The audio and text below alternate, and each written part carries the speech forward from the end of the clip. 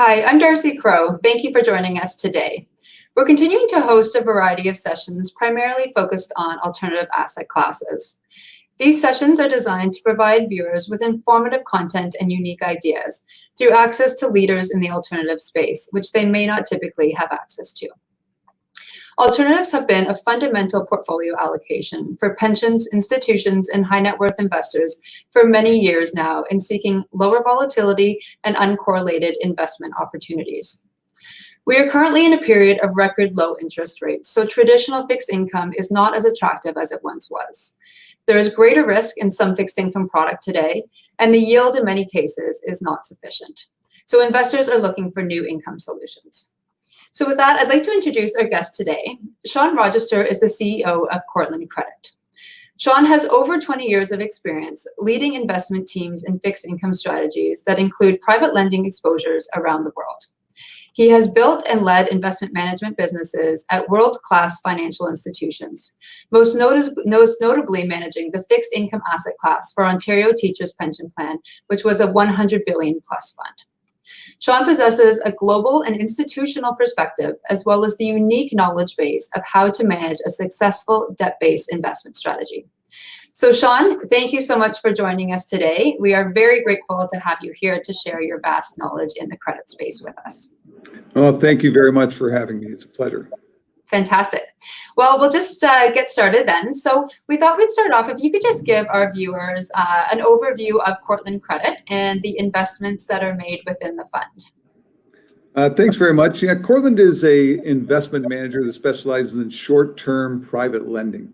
So our primary strategy is funding the working capital requirements of small to medium businesses that are a little too small for the major banks.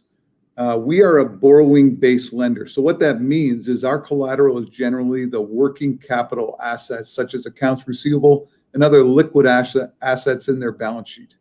The borrowing base self-liquidates in 45 to 90 days. So these accounts receivable are paid, and when they do, we don't have to do anything. They're self-liquidating, and we collect the funds, and it's transferred from the borrower's bank account to ours automatically.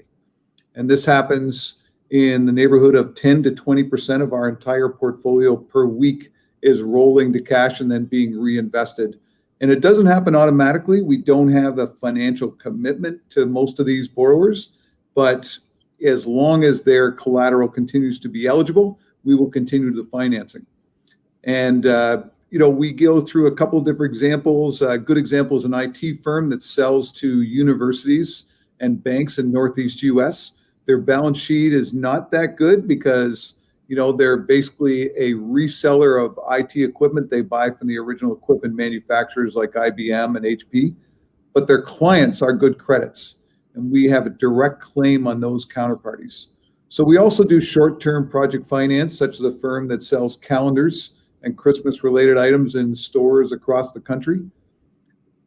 And it's amazing to me, but yes, people do actually still buy calendars in hard copy form because, those Portuguese water dog calendars have to be handed to the aunt every year. Otherwise, she'll have you disowned from the family. And so these stores are still open. We see daily updates on all the sales by store or outlet, and we expect to be repaid in full on January 15th, the same as we did last year when we financed them as a project finance strategy. For our borrower clients, go ahead. No, I was just going to say, okay, so that collateral, it gives investors a lot of comfort just based on the collateral, the characteristics of that collateral. Yeah, it's very short. It automatically turns to cash without us doing anything, and we have had virtually none of these clients on the counterparty to accounts receivable side ever default because it's mission critical for them as well. It's critical to them that they can find that product and service, and so they generally want to pay, and this is part of their working capital obligations. Okay, fantastic. I think that gives us a great overview. So just a little bit more about the loan portfolio itself. Can you talk about maybe at any given time, sort of the average loan size, how many loans would be in the portfolio, and maybe a little bit of a breakdown of the industries as well? I think that those couple of examples are really great in sort of giving us a real good picture of what those loans look like. But just a little bit more color on the total loan portfolio would be great. Sure. This portfolio is highly diversified. So as of September 30th, 98% was invested in private debt, including cash and commitments across 44 borrowers, but it was backed by over 5,000 underlying accounts receivable. So no one default is expected to cause any material risk of loss for the fund. And the target size for the borrowers is in the $5 million to $30 million size. So this is a little small for the major banks, but it suits us very well because they're established firms with 3 to 5 years of history running their business. We look for repeat ongoing customers that make up that base of business. And we do spend a lot of time looking at their historical relationships with those counterparties so that they have virtually, among all our borrowers, virtually no historical losses across all of those counterparties, and they pay their obligations. And then the types of companies, our largest concentration would be finance companies. So they're doing pools of consumer debt, including warehousing consumer loans. So for these pools, we'll fund up to $30 million at the beginning of each month. The consumer loans are aggregated through the month, and at the end, any amount up to $30 million is automatically swept and transferred to the life insurance companies that are looking for the 5-year exposure for them. So we spend a lot of time checking to make sure in that particular case, every one of those loans meets their 23 criteria. But there's also pools of credit card accounts receivables in there. And generally, there's also financing for firms that finance smaller firms than we would do. So we financed a firm that does the $150,000 to $250,000 size of lending, and we finance them, but we have a direct claim on their underlying portfolio. And then the second largest area is IT. I gave you the example before of the IT firm, but we also fund a maker of PCs who sells to the Canadian federal government. There's a security and heavy data management specialist that sells heavy-duty computers out of the Los Angeles area, selling to the city of LA, for UCLA, for Hulu, which is a big firm in the HR sector. And the third largest sector for us is industrial firms, because a lot of our borrowers, they're selling services or products basically to commercial buyers. So they classify automatically as industrial. And we have very little exposure to the energy sector, currently 0.6% of our portfolio. And it's to a firm that is actually a user of energy. So they benefit if energy costs decline. They're a firm that they run generators that take the natural gas that is a byproduct of drilling for oil, and they use that natural gas in their generators to power these heavy-duty air conditioners for their powerful computers because they're mining Bitcoins. So it's a very interesting area. We have no exposure to gaming or the travel industry. So that's kind of the sector breakdown in the portfolio. Okay, that's great. In terms of the energy exposure, is that, you just didn't like the space at the time, or, that's more of a long-term trend? It's just not an area that you typically would lend into? Yeah, it's a very good point. We really don't like to lend to an area where a significant component of the business is going to drive whether or not we can provide good principal protection to our investors. In other words, the energy sector is so heavily affected by one commodity price, and therefore it's a struggle for us to lend to that area. Okay. Okay, great. And you mentioned, the banks and their lending practices. So we'd love to chat about, opportunities you're seeing in the space today, and what you're seeing the banks' lending practices today, and is that creating more or less opportunity for you where you sit at Cortland? Well, we know that Statistics Canada has reported that at the end of 2018, there's 1.2 million companies in Canada, And 98% of those have under 100 employees. It's a huge sector, and the banks do not like to do those smaller firms. Those from 10 to 99 employees, that's kind of our size on the small to medium-sized firms. It's called the mid-market, and they're a little too small for the banks, and they represent about 25% of the total Canadian market, or 300,000 firms. And that's our potential borrowers. So all are a little hard for the banks. It's hard for them to properly service them, and they're the engine of our economy. So we like it. We've seen the banks tightening up on commercial lending standards. We have been changing our lending program a little bit in that we've raised the rates at which we lend by about half a point to a point, depending on the borrower, but it hasn't been huge. What we've seen is just a general tightening up and a little bit more difficult for firms that used to be marginal to the banks. We see it as both an opportunity and a challenge. On the opportunity side, they're struggling within the mid-market sector, and that allows us to earn slightly higher rates and to cover the cost of monitoring and servicing the portfolio. But the challenge is that we're funding these growing firms, and we've seen a couple in the last few months.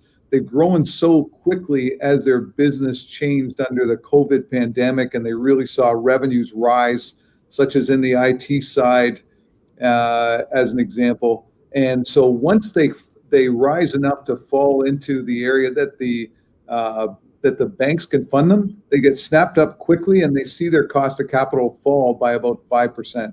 So we lose them quickly in that environment. We're just not going to try and compete with the banks. Okay, but overall, still a lot of opportunity and where you can. Yeah. It's a large market no matter what. And a lot of people don't really know about it because by definition, it's a private sector. But that being said, there's a significant base of clients out there, and the banks being a little tighter just made it allowed us to raise our rates a little. Okay. Great. Well, I think that leads us into maybe chatting a bit about performance. So can you comment on, I guess, both how Cortland's performed since inception, as well as talk a little bit about the experience you've had in managing the loans throughout COVID? Obviously, it sounds like IT side has been very, very strong, but if you can just give us an overview on how the overall book performed, that would be great. And I think we've got just a couple of slides to share for you to speak to as well. There you go. So the annualized returns since inception over 7 years ago is 5.8%, but it's been sneaking up to a little over 6% in the last few quarters. And this has come with no negative monthly results over that period. So you'll see that these numbers are boring, and that's a testament to our skill and our view. So we take that with a lot of pride. It's under 0.3% volatility, and that includes the last 8 months through the COVID pandemic. Beginning in March, we initiated a weekly deep dive into the viability of each of our borrowers in the portfolio. All have remained in business through the pandemic, and all are considered essential businesses, or a small number of them are fully able to operate with their staff working remotely. Okay, well, boring. Our clients like boring, so that's great. In this business, they like boring. On the equity side, and small cap mining, you don't want boring. But in this business, yeah. Okay, great. And then if we could just chat to sort of the risk return of the portfolio as well, that would be great. So the risk return is really a function of how this portfolio performs with the strong principal protection. And we earn our returns based on the cost of servicing the loans and making sure that we have strong principal protection rather than risk that we're taking. So it's a unique, conservative, and well-protected income strategy that has demonstrated its ability to deliver reliable returns well above inflation for that period over 7 years. So an environment where interest rates are rising, are sitting close to zero. All investors are, especially institutional accounts, have been avoiding traditional fixed income strategies for both the low returns and the fact that they know those returns will move into negative territory if rates rise. So Cortland lends against prime plus a spread. If prime rates rise, that means our returns will rise. But the chart you're seeing here is our history of returns over the last 5 years compared to several major categories in the Canadian capital markets. So we look like a money market strategy from a volatility perspective. And if you look at the bottom axis, that's volatility. We look like a very low volatility strategy. But on the left axis, where you see returns, we look like a strong fixed income strategy. And so any allocation under a institutional strategic investment policy or under someone's long-term strategic allocation strategy, you'll see your portfolio performance move up and to the left if Cortland continues to deliver returns like they have for the last 7 years. So we think that this is an excellent alternative strategy because not only does it offer strong principal protection and low volatility, but also it is one that's expected to generate positive and growing returns as interest rates rise. Okay, fantastic. Now that's a great overview, and certainly, it's been quite some time since we're facing, in the years ahead, rising interest rates, and I think it's really sparked that conversation of traditional fixed income and ways to replace that in the portfolio. So that's fantastic. I just wanted to touch on too. Can you speak to what your investor base looks like? Yeah.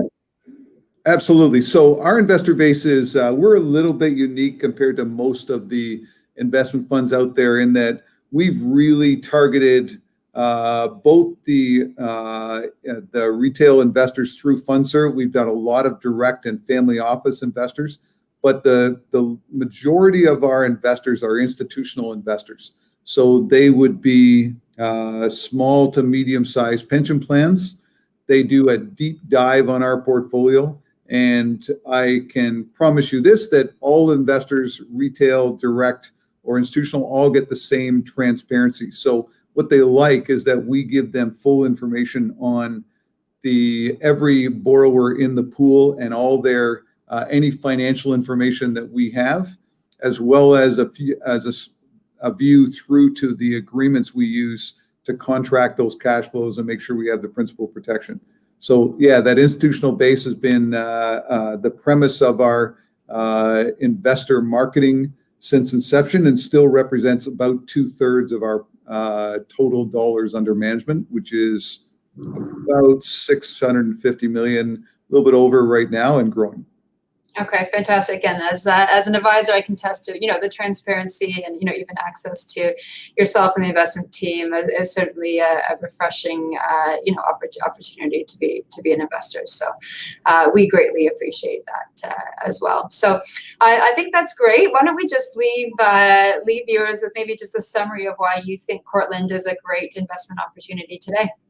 We think it's one of the very few principal protected, well-structured portfolios to deliver consistent performance. And it can be, and I can tell you this as a portfolio manager, that thing that works in the corner of your portfolio through thick and thin, and that allows you and other advisors and investors to be able to take risk when they see tactical opportunities come up, to be able to rely on some part of their portfolio that works through thick and thin. And that's what we're very proud of. And I think it's a great contribution to any portfolio with that premise. Okay, fantastic. Well, I think that was incredibly insightful and hopefully gave our viewers great information with regards to both Cortland and the private credit space. I believe in our current environment, private credit will play an increasingly important role in portfolios in delivering income. So a very important topic to cover. So thank you so much for that.